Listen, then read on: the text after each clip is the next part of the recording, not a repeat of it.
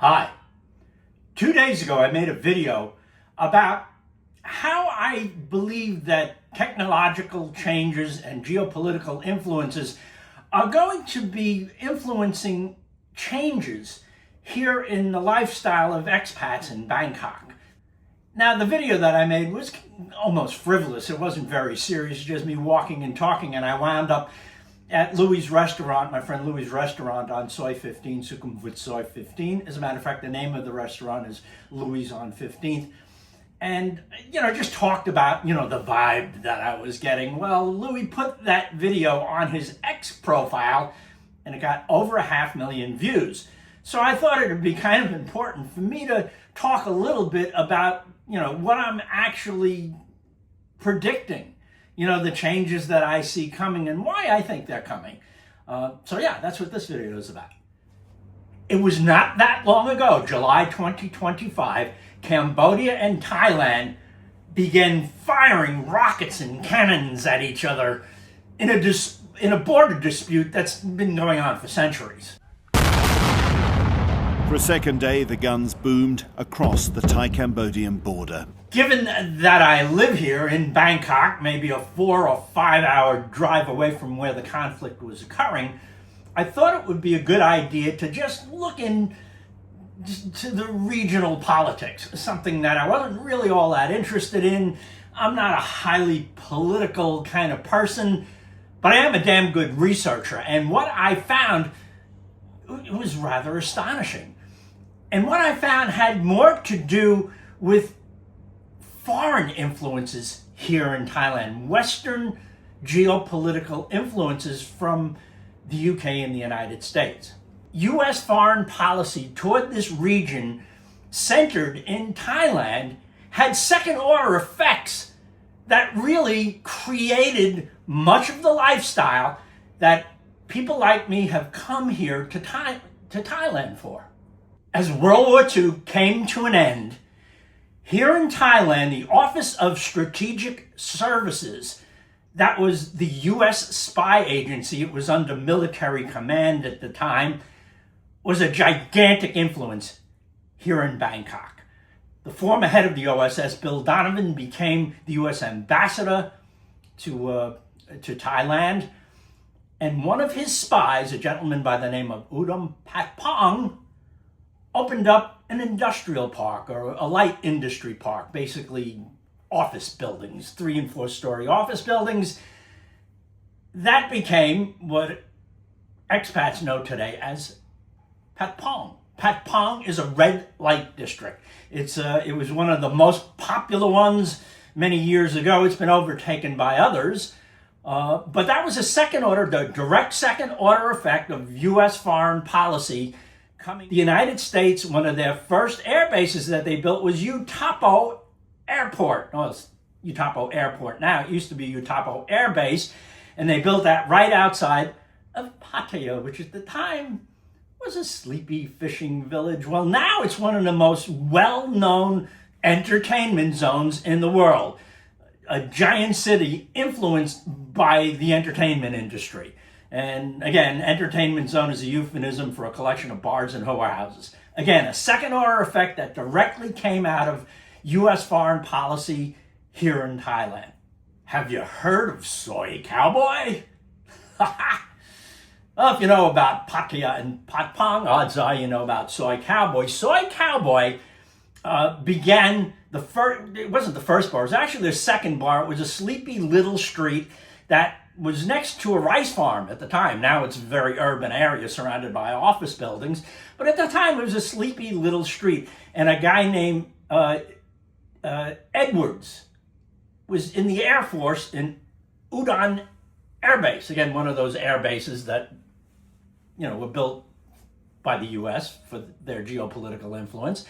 Well, he was an airman up near Udon Thani, and he retired from the Air Force and opened up a go-go bar in 1973, called it the Cowboy Bar. Well, it was so successful, the whole street became all about, the go-go bar trend back then, and it was so successful they named it after him. Yeah, T.E. Edwards is his name. I think he's still alive. I haven't been able to find him, but I've been looking for him. He'd be a guy about my age, a Texan. He liked cowboy hats, and he was very well known as the cowboy. He opened up the cowboy bar, and they named the street after him. Soy Cowboy. Translation to that into English is Cowboy Street. Again, a second order effect from geopolitical influence coming out of the United States. So to be fair, the second order effects of U.S. geopolitical influence were not only bars and brothels. They built roads. If you've done any kind of traveling up in the Isan region, you've probably driven on roads that were built and engineered by the United States because they needed that for logistical purposes to supply their many air bases.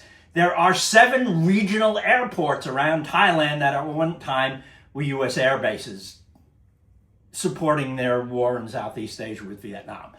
So again, second order effects that came right out of geopolitical emphasis in the United States. So when I was looking at this, I've tried to get a number in terms of dollars and how much has flown in here from the United States in the past 80 years. It's hard to pin down, but it's approaching close to $1 trillion. These are the kinds of influences that have created second order effects that people like me have come to Thailand to enjoy. And I'm looking at that after the Thai-Cambodian conflict, and I begin to see some major changes that have been happening in the geopolitical world of the United States-Thailand relationship, and that's where I'm going to make my predictions out of. That's coming right up.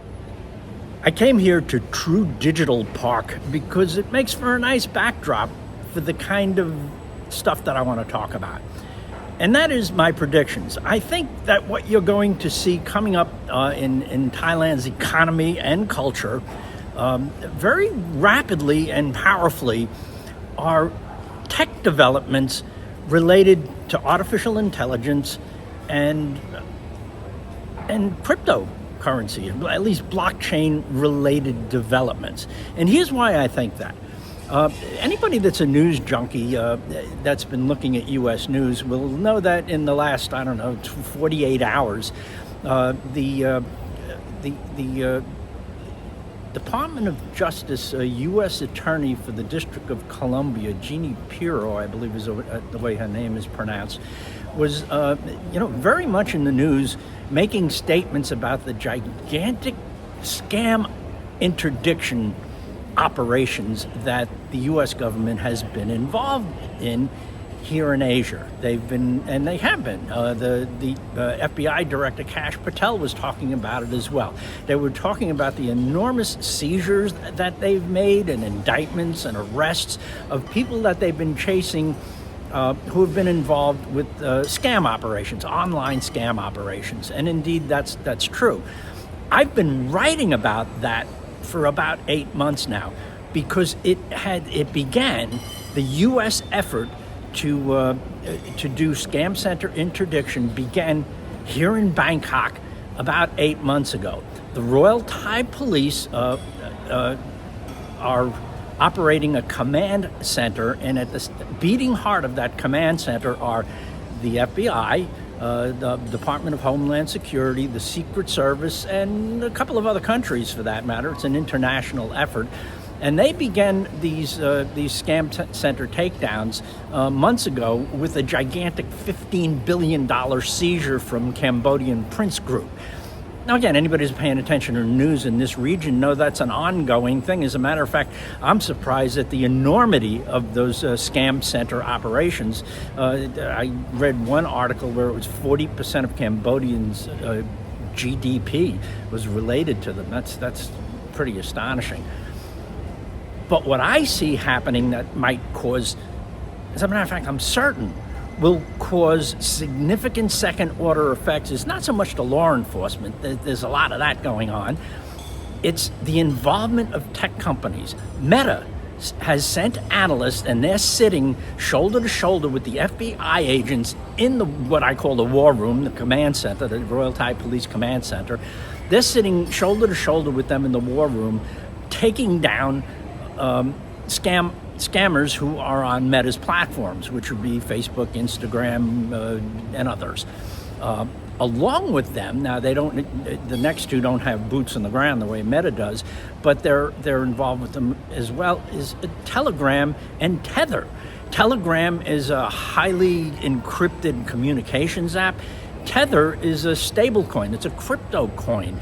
And both those two companies, not that long ago, were the darlings of the anonymity in the crypto world, kind of online, you can't catch us, you dirty old governments, kind of operations that are now working side by side to be Crime Stoppers. How do I see that as just millions and millions of dollars coming in for law enforcement and for tech development, and certainly Meta is prominent in AI development, and here they are, at the cutting edge of a new foreign policy, U.S. foreign policy that has been kind of being developed here in Thailand. Now that's a complicated topic. If you want to know more about that, I've been writing a lot of stuff, and I'm going to put a link to my X articles in the description on the YouTube video, and it'll be in the comments on the X video if you want to see the details of that. But when I discovered that Meta has people here, high-level people here working with the governments to do crime interdiction, I thought that's significant, and it's putting Meta in a position where they can help, build themselves regionally in the world of AI development, which is a big, Meta objective these days.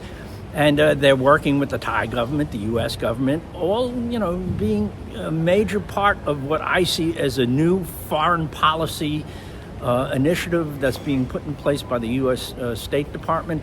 Just to speak to that a little bit, what Marco Rubio, the ambassador, the U.S. ambassador, or the U.S. Secretary of State, is doing, is he's realigning State Department incentives with America First objectives.